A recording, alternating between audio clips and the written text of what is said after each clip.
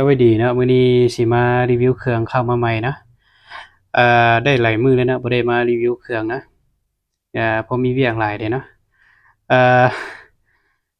2บอกนี้จะเป็น MC เนาะบอกที่3จะเป็น K2 เนาะบอกนี้จะเป็นของไซงอนเนาะผลิตเป็นเกรดมาเป็นปี2025นี่นะเขาจะเขียนนี่นะปี2025งานละเอียดเนาะงานละเอียด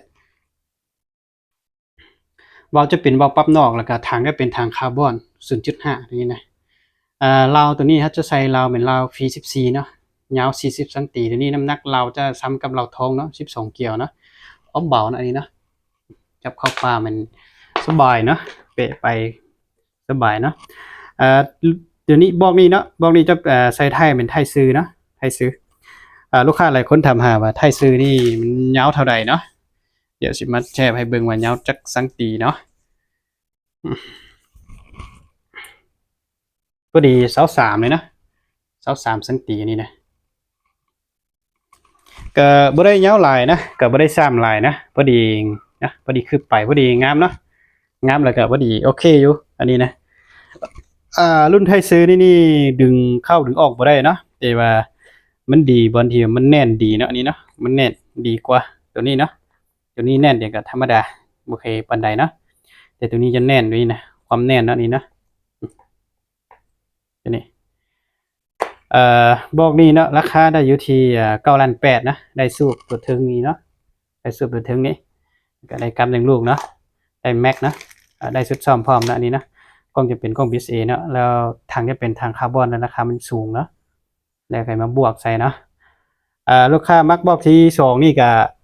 จะเป็นMC นะงานใส่งอนเหมือนกันเนาะแต่ว่าบอกที่2นี่จะเป็นผลิตประมาณปี2024นี่มาเลยนะเพราะว่ากีบตัวนี้กีบมือตัวนี้มันจะเป็นตัวหนาเนาะตัวนี้จะเป็นตัวบางเลยนะ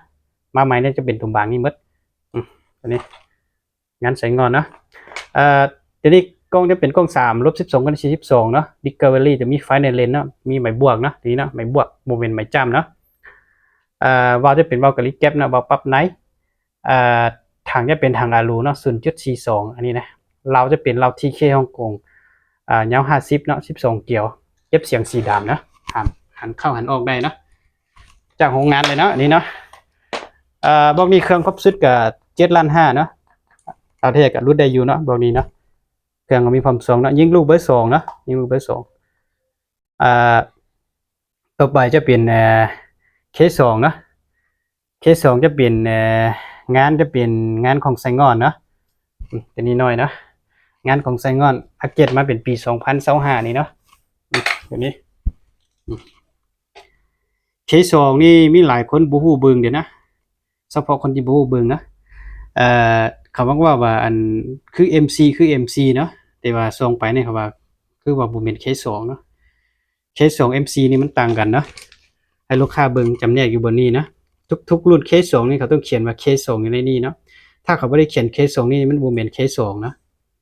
เฉพาะคนบ่ฮู้นะตัวนี้งานใส่งอนเนาะงามหลายเดี๋ยวนี้นะงามหลายเว้าเรื่องยิงแฮงนี่ K2 นี่แฮงเนาะเทียบ MC K2 นี่ K2 แฮงกว่า MC เนาะเพราะว่าสอัดอยู่กันแทกนี่มันแฮงเนาะสอัดตัวนี้นะมันแฮงตัวนี้จะเป็นเบาปรับนอกเนาะถังจะเป็นถังอะลู 0.42เราจะเป็นเรา TK ของ12เกี่ยวเนาะยาว50นะกล้องจะเป็นกล้อง Discovery เนาะแต่มีไฟในเลนนะ3/12ของคุณได้42เนาะแม็กใส่ได้10ลูกนะยิงลูกเบอร์2เนาะท้ายนี่ก็ทักได้นะแล้วก็ดึงเข้าดึงออกได้เนาะปกติเนาะK2 นี่ราคาเป็น7,800,000เนาะได้เครื่องครบสุดเลยเนาะได้ทั้งกล่องสูบมีพร้อมนะกล่องสูบได้แม็กได้ชุดซ่อมกล่องสูบได้ชุดซ่อมปืนถือว่าครบสุดเลยนะ3บอกนี่ยิงลูกเบอร์2นะยิงลูกเบอร์2ตัวนี้เป็นลูกของโรงงานเวียดเนาะโรงงานเวียดโรงงานใหญ่นะลูกตัวนี้มันจะแข็งเนาะแข็งเขาบิดนี่บ่เป็นอย่างเลยเนาะแข็งดีมันจะบ่คือตัวเขาตอกอยู่แล้วนี่เนาะถ้าเขาตอกอยู่แล้วนี่เนาะลูกมันจะอ่อนเนาะเพราะว่ากลัวที่เขาตอกมันจะเป็นสายเนาะเป็นสายน้อยๆเนาะแล้วเขาตัดตอกแล้วมันอ่อนแล้วก็เวลาเข้าปากะมันจะบ่งามเลยเนาะตัวนี้นี่ แข็งแรงแล้วก็ทนตัวนี้นะบีดก็บ่เป็นหยังแข็งกับ160,000เนาะถ้าลูกค้าอยากได้หลายเอาไปขายต่อก็ติดต่อมาหาเนาะเอาสั่งมาได้หลายเลยเนาะเครื่องลูกนี่คาดมาโดนแล้วนะประมาณ3-4เดือนนี่แหละเนาะบ่มีเนาะหากว่านำเข้ามาเนาะบ่โดนนี่เนาะอืมซื้อหลายก็หลายราคาส่งให้เนาะถ้าว่าซื้อกับหนึงก็หลายแสน6ให้เนาะอืมกับหนึงก็มี280ลูกหา300ลูกเพราะว่าเขาส่งมาเป็นกับคือแบบนี้เนาะแล้วมันบางกับก็เต็มบางกับก็บ่เต็มเนาะแจ้งลูกค้าฮู้เนาะเพราะบางคนเอาไปเอาคือว่าบ่ฮอด300ลูกเนาะเขาแจ้งตามคลิปนี้เลยเนาะบางกับก็ฮอดบางกับก็บ่ฮอดเนาะ ตามนี้แล้วเนาะลูกค้าคนใดสนใจก็ติดต่อมาหาเนาะอยากรู้รายละเอียดก็เดี๋ยวเราเอาเบอร์เราลงเนาะเบอร์เรานี่ถ้าเป็นเบอร์แอปแล้วก็โทรหาก็ได้เนาะทางหาทางแอปก็ได้เนาะแล้วก็สิส่งรายละเอียดให้เบิ่งว่ามักแนวใดเนาะอยากให้เอาไปปรับยิงให้เบิ่งก่อนบ่แล้วก็เอาไปปรับให้นะยิงระยะ50-60เมตรให้นี่นะรับประกันเรา6เดือนให้เนาะทุกๆกระบอกที่เราส่งให้ลูกค้าเนาะรับประกันให้ถ้าว่าเอาไปฮอดยิงบ่ถูกส่งเรากลับมาแล้วก็เราเบิ่งเราอีกเราเปลี่ยนตัวใหม่ให้เลยเนาะ มีรับประกันให้ตามนี้เนาะลูกค้าคนใดสนใจก็ติดต่อมาหาเลยเนาะเครื่องเขานำเข้าบ่ได้หลายเนาะนำเข้ามาได้3กระบอกนี้ช่วงนี้นำเข้ามายากเนาะ